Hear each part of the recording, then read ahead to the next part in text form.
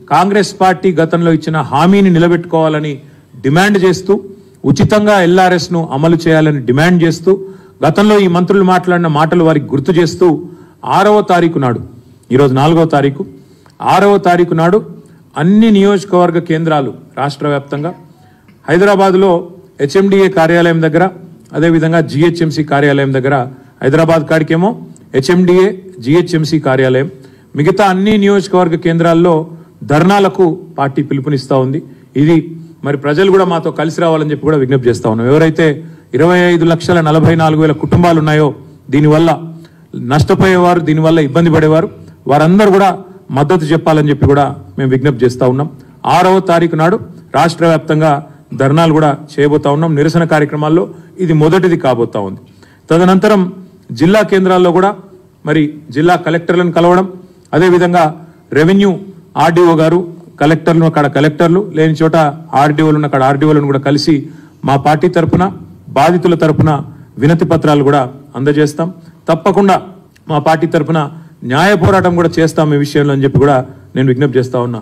గతంలో మరి పిల్లేసిన వెంకటరెడ్డి గారు గతంలో పెద్ద పెద్ద మాటలు చెప్పిన బట్టి విక్రమార్క గారు ఆనాడు ఫ్రీ అని ఇవాళ ఫీజు అడుగుతున్న పెద్దలు ఎవరైతున్నారో వీరందరినీ కూడా నేను విజ్ఞప్తి చేస్తా ఉన్నా. స్పందించండి. తప్పకుండా మీరు స్పందించి మీ వైఖరి మరి మార్చుకొని తప్పకుండా మీరు ముందుకు రావాలని విజ్ఞప్తి చేస్తూ మరి ఈ వీడియోలు ఏవైతే బట్టి గారు చెప్పిన మాటలు ఏదైతే సీతక్క గారు చెప్పిన మాటలు ఉత్తమ్ కుమార్ రెడ్డి గారు చెప్పిన మాటలు ప్రతి గ్రామానికి ప్రతి పట్టణానికి కూడా సోషల్ మీడియా ద్వారా కూడా విస్తృతంగా పంపిస్తాం. వీళ్ళ ద్వంద్వ వైఖరిని వీళ్ళ 2 నాలుకల విధానాన్ని ప్రతిపక్షంలో ఉన్నప్పుడు ఒకలాగా అధికారంలో ఉన్నప్పుడు మరొకలాగా మాట్లాడే వైనాన్ని కూడా ఎండగడతాము. తప్పకుండా 6వ తారీఖు నాడు అన్ని నియోజకవర్గ కేంద్రాల్లో నిరసనలు 7వ తారీఖు నాడు అన్ని ఆర్డీఓ కార్యాలయాలు అదేవిధంగా కలెక్టర్ ఆఫీసులను కాడ 33 జిల్లాల్లో కలెక్టర్లకు కూడా విజ్ఞాపన పత్రాలు ఇస్తాం. అప్పటికి ప్రభుత్వం దిగిరాకపోతే న్యాయ పోరాటం కూడా ఈ 25 లక్షల కుటుంబాల తరఫున చేస్తాము. మేము కూడా ప్రజలకు విజ్ఞప్తి చేస్తా ఉన్నాం. ఎల్ఆర్ఎస్ కట్టమని ఎవరైతే అధికారులు ఒత్తిడి చేస్తా ఉన్నారో ఫోన్లు చేస్తా ఉన్నారో వారిని అడగండి, నిలదీయండి.